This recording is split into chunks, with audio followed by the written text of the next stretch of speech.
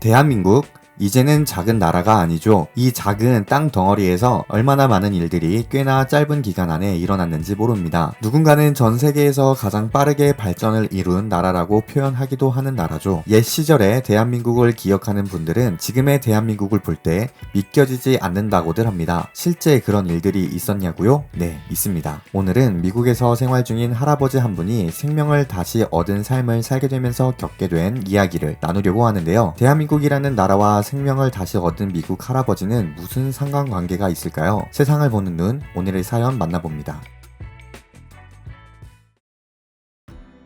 안녕하세요. 저는 미국에서 생활 중인 그저 갈 날만 기다리는 노인입니다. 그렇게 평범하게 살아가는 게 제 평생의 소원이었건만 지난 젊은 날부터 쉬운 게 하나 없네요. 저에겐 사랑하는 손녀 한 녀석이 있습니다. 사랑하는 손녀 한 녀석이라고 하니 꽤 조촐하죠. 키우던 딸 녀석은 뭐가 그렇게 급했는지 블루베리처럼 동그랗고 귀여운 손녀 녀석을 두고 일찍 세상을 떠났어요. 그때부터 저와 제 아내가 이 손녀를 키우고 있습니다. 저희는 미국의 한 조용한 마을에서 그냥 조촐하게 서점 하나 운영하고 있습니다. 평생을 살아보니 인생이라는 게 뭐 대단할 게 없는 것 같으면서도 크고 작은 굴곡들이 너무 시끄럽더라고요. 남은 여생을 이 서점에서 조금은 조용하게 지내는 게 저희 부부의 유일한 소원입니다. 우리 손녀는 세상에 맑은 것들의 종류를 다 끄집어다가 눈에 몰아서 담아놓은 듯한 녀석이에요. 어찌나 그 눈동자가 맑고 예쁜지 태어나 처음 저희에게 딸 녀석이 데리고 온 날이 잊혀지지 않네요. 우리 딸 녀석도 그렇게 작고 예뻤던 때가 있었는데 자꾸 생각을 하지 말아야 하는데 지난 날들은 나이를 먹으면 먹을수록 더 짙어지는 것 같네요. 우리 사랑하는 손녀는 우리에게 맑은 통로가 되어서 일상 안에서 그나마 숨도 쉬고 웃기도 하고 살아내야 한다라는 희망이 되어주기도 했지요. 딸 녀석이 젊은 날에 결혼을 하고 손녀를 꽤 일찍 낳았어요. 그리고 손녀가 아장아장 이제 막 걷기 시작할 때 딸은 사위와 함께 차를 타고 나가던 길에 큰 사고가 나서 그대로 돌아오지 못했죠. 그렇게 아장아장 걷던 손녀에게 하늘이 무너지지 않도록 우리 노부부는 하늘이 되어주기 위해 애썼어요. 그런 손녀가 이제 벌써 사춘기 소녀가 되었네요. 아니 근데 손녀는 딸보다 키우기가 어렵더라고요. 사실 딸 녀석도 그렇게 커가던 모습을 제가 다 지켜보지 못했던 터라 손녀가 커가는 과정들마다 낯선 과제들이 있어요. 이 녀석이 얼마 전부터 K-팝인지 롤리팝인지 하는 거에 빠져서 한국이라는 곳에 가보고 싶다고 며칠 전부터 본격적으로 보채기 시작했네요. 아니 도대체 미국 학교에서는 애들 관리를 어떻게 하길래 이런 한국 노래를 그렇게 듣게 하고 빠져들게 하는 건지 정말 이해가 안 되더라고요. 블루베리처럼 귀여운 손녀지만 한국에 가는 건 절대 안 된다고 여러 차례 거절했어요. 손녀는 그 맑은 눈망울이 마치 호두처럼 굳어지는 것 같더라고요. 굳어진 채로 삐져서는 방으로 쿵쿵쿵 가버리는데 며칠을 이어폰만 끼고 제 주변에서 흥흥거리는 게 아닙니까? 분명 더 어린 시절부터 손녀에게는 한국에 대한 이야기를 들려준 일이 없었어요. 저는 한국이라는 나라가 언급되는 것만으로도 굉장히 예민해지거든요. 지난 일일수록 선명해지는 제 기억 안에 한국은 정말 위험한 나라였습니다. 며칠 쿵쿵거리는 손녀의 모습에 안 되겠다라는 생각이 들어서 저녁 식사를 마치고 슬며시 불러냈어요. 동네를 한 바퀴 같이 걷자고 꼬셨죠. 사실 제 아내보다 제가 이 손녀 녀석과 더 친해요. 할아버지는 우주보다 더 많이 본인을 사랑한다는 걸 우리 손녀는 알거든요. 오랜만에 삐진 손녀랑 동네를 한 바퀴 돌려니 이거 참 너무 귀여운 거 아닙니까? 툴툴거리는 손녀에게 재미난 이야기를 하나 들려주겠다며 이야기 보따리를 펼쳤어요. 사실 저는 한국 6.25 전쟁의 참전용사였거든요. 제가 기억하는 한국의 모습은 정말 위험한 곳이었어요. 당시 한국은 모든 것이 잿더미였습니다.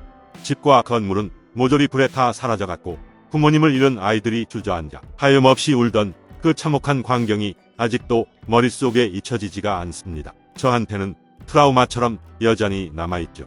그래서 그때 제가 보았던 한국의 모습들을 손녀에게 하나하나 설명해 주었어요. 마치 눈앞에 그려지는 것처럼 말이죠. 사람들은 가난했고 살아남는 것 자체가 기적인 듯한 빈곤한 나라의 모습을 하고 있었던 한국. 그 이야기를 전하는 내내 손녀는 생각보다 놀라지 않더라고요. 이상했죠.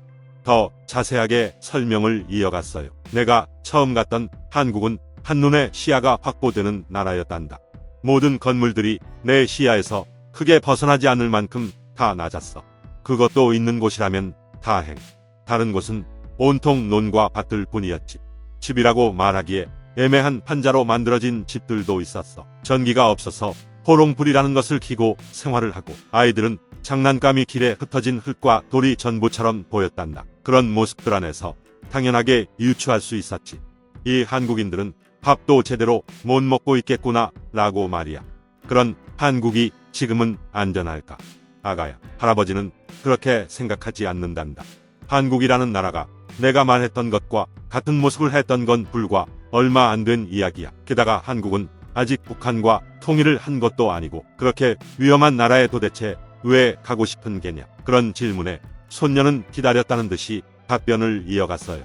할아버지, 난 한국이 좋아. 우리 엄마가 있었다면 난 엄마에게 한국에 가자고 했을 거야. 엄마는 그래도 할아버지랑 다르게 날 한국에 갈 수 있게 허락해 주셨겠지. 그 말에 정말 심장이 쿵 하고 내려앉는 기분이었어요. 고작 아장아장 걷던 시절의 아이가 엄마의 사랑을 기억하고 있구나 라고 말이죠. 그 말에 결심이 다시 섰어요. 지난날에 선명했던 기억도 꽤 힘이 있고 중요하지만 앞으로의 경험 또한 중요하다는 것을 말입니다.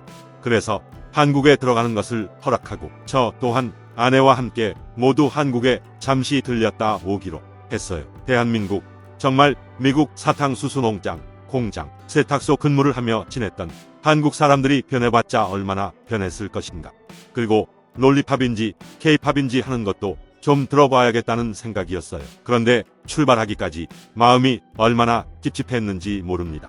손녀 녀석이 막상 한국에 들어갔다가 실망을 하면 어쩌나. 그럼 어떤 말을 해줘야 하나. 한국의 어떤 역사에 대해서 내가 말을 해줄 수 있을까 염려거리가 한두 가지가 아니었네요. 그렇게 한국에 출발하던 날, 저와 제 아내는 손녀 녀석의 손을 꼭 잡고 비행기를 타러 갔습니다. 지난 며칠 전부터 자꾸 미리 들어야 한다며 케이팝을 저희에게도 들려주던 손녀 녀석. 계속 듣다 보니 이게 또 좋다고 느껴지는 게 신기할 따름이었네요. 한국에 도착했습니다. 충격에 빠져서 한 5분은 멍하니 서 있었던 것 같아요. 이게 정말 지난날 내가 경험했던 한국이 맞는지 도저히 겹쳐지지가 않았습니다. 높은 건물들과 곳곳마다 깨끗한 모습들. 이 정도면 거의 모든 영역을 새 것으로 바꿔놓았다고 말해도 과언이 아니었어요. 초고층 건물들 사이로 정말 많은 자동차들이 도시를 가득 채우고 있는 모습을 보니 말을 이어갈 틈이 없었네요. 와이프도 한국을 보며 감탄을 정말 연달아 했어요. 손녀 녀석이 집에서 툭하면 틀던 노래가 이 도시 거리에 가득 채워지고 있고 그 사이를 젊은 사람들이 아주 멀끔한 모습으로 지나다니더라고요. 그리고 젊은 친구들이 명품을 그렇게 들고 다니는 모습들도 충격이었어요.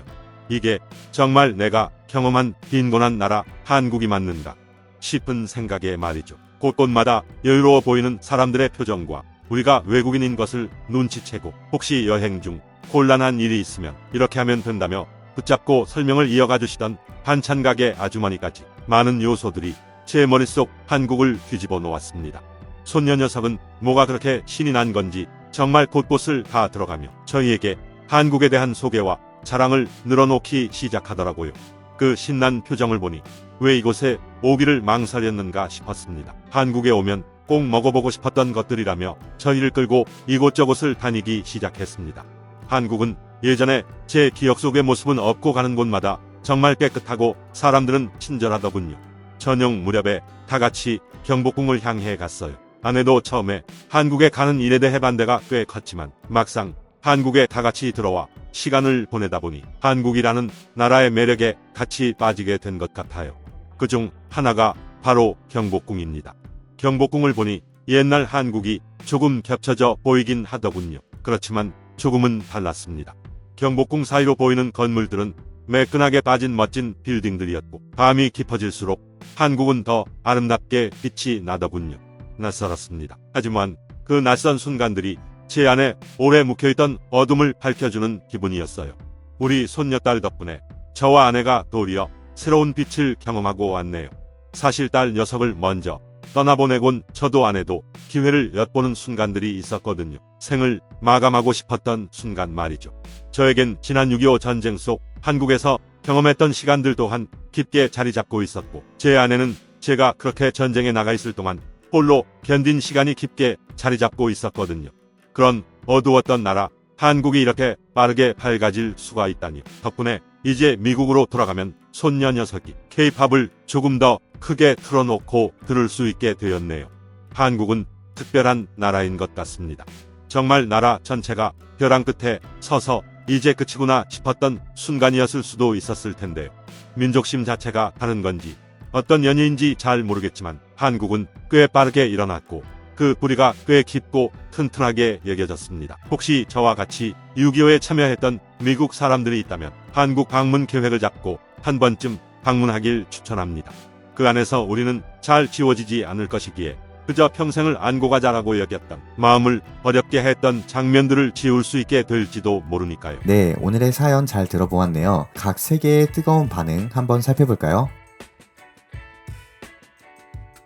한국. 잘 알지. 사실 여행 갈 때 한국이냐, 일본이냐, 덧붙이면 중국이냐라는 질문까지. 그런데 신기한 건 내가 봐도 좀 헷갈릴 때가 있는데 한국 사람들은 조금 더 깔끔해. 관광의 역할을 해야 하는 곳들은 더 힘을 써서 깔끔하게 해두는데 그 청결함이 근처 일본이나 중국보다 낫더라고. 일단 한국은 K-팝. K-팝은 한국. K-팝 모르면 우주인. 전 세계를 뒤흔드는 한국의 K-팝은 정말 최고예요. 나도 우리 BTS 오빠들 너무 사랑해. 한국 사랑해요. 할아버지 인생이 꽤 무거웠겠다 싶네요. 6.25 전쟁 참전과 다 키워 시집도 보내고 애도 낳은 딸내미와의 이별까지. 그래도 참 다행인 것은 손녀와 함께한 한국 여행인 것 같습니다.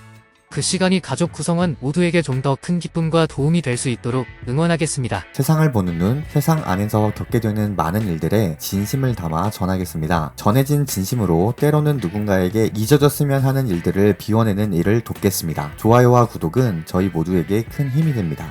감사합니다.